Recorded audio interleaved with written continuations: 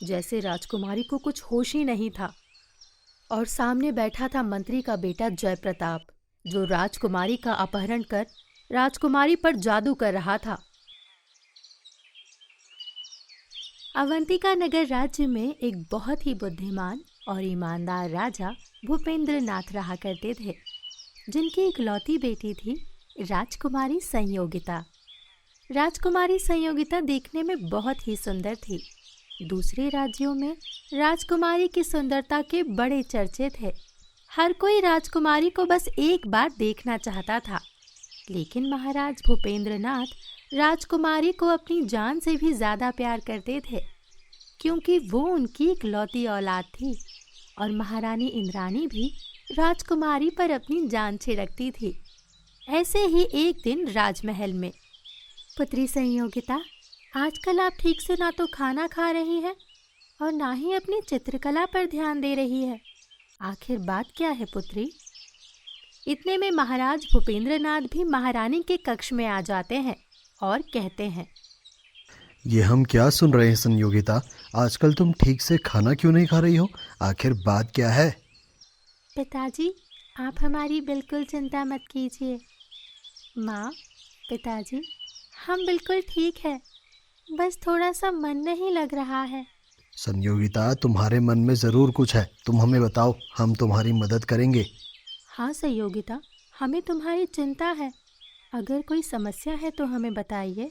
माँ, पिताजी, हम एक सपने के बारे में सोच रहे हैं। हमने एक सपने में देखा कि हम एक अनजान जगह पर हैं और वहाँ हमें एक अनोखा फूल मिला है। उस फूल की खुशबू ने हमें बहुत आकर्षित किया और जैसे उसके बाद हम आप दोनों से दूर हो गए।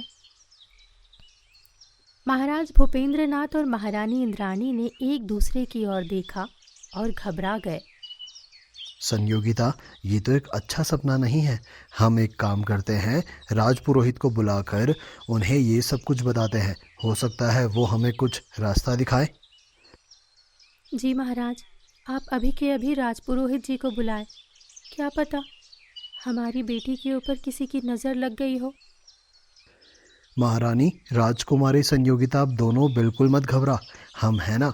और ये पूरा राज्य आपकी रक्षा के लिए है।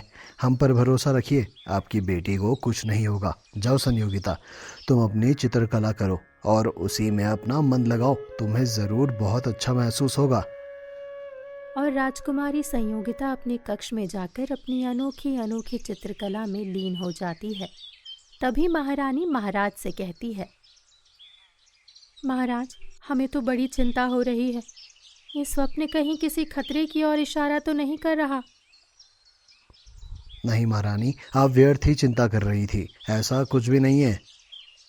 तभी राजपुरोहित वहां आ जाते हैं और महाराज से कहते हैं, महाराज की जय हो। बताइए महाराज, क्या बात है जो आपने हमें बुलाया? सेवक आपकी सेवा में हाजिर है। रोहित जी, आपका बहुत बहुत धन्यवाद यहाँ आने के लिए।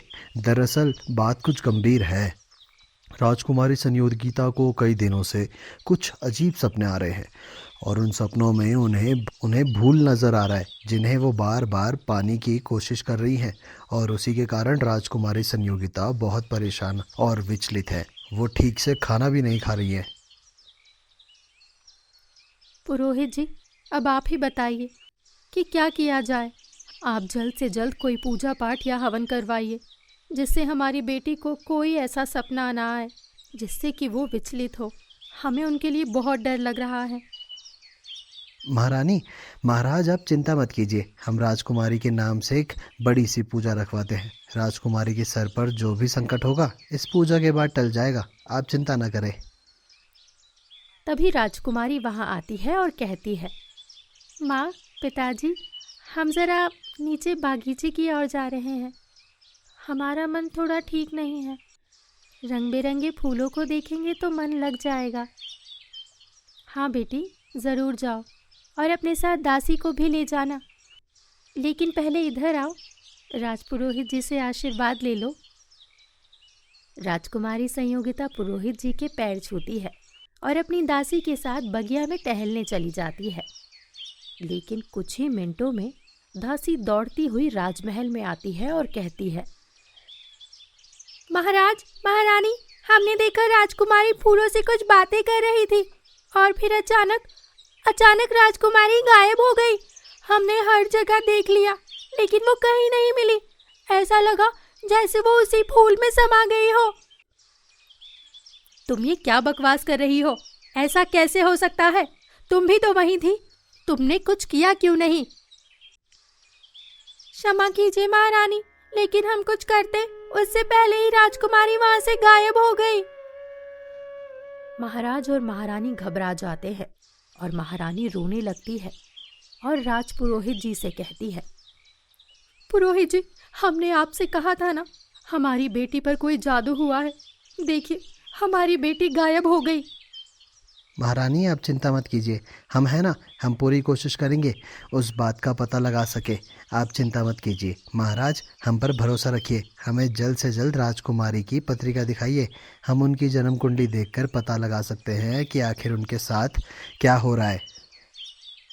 और फिर तभी रानी एक दासी से कहकर राजकुमारी की जन्म पत्रिका मंगवाती है और राजपुरोहित को दे देती है।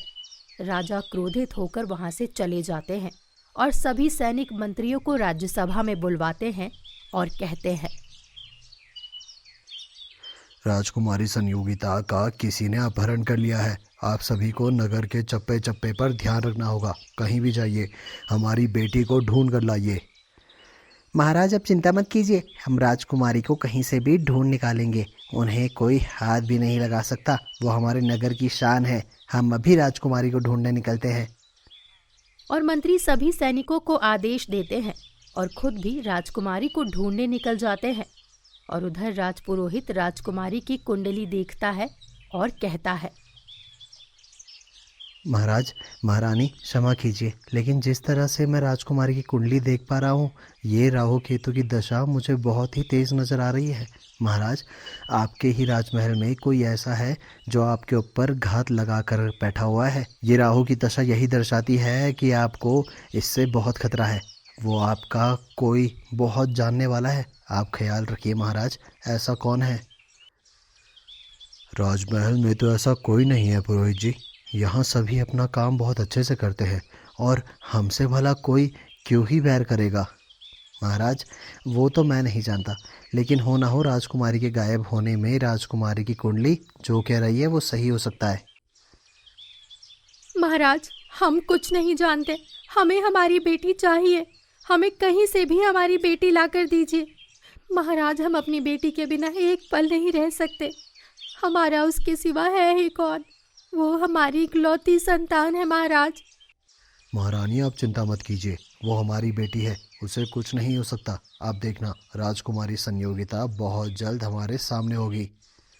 महाराज और महाराज की पूरी सेना राजकुमारी को ढूंढ रही थी। नगर के चप्पे चप्पे पर सभी लोग राजकुमारी का पता लगा रहे थे।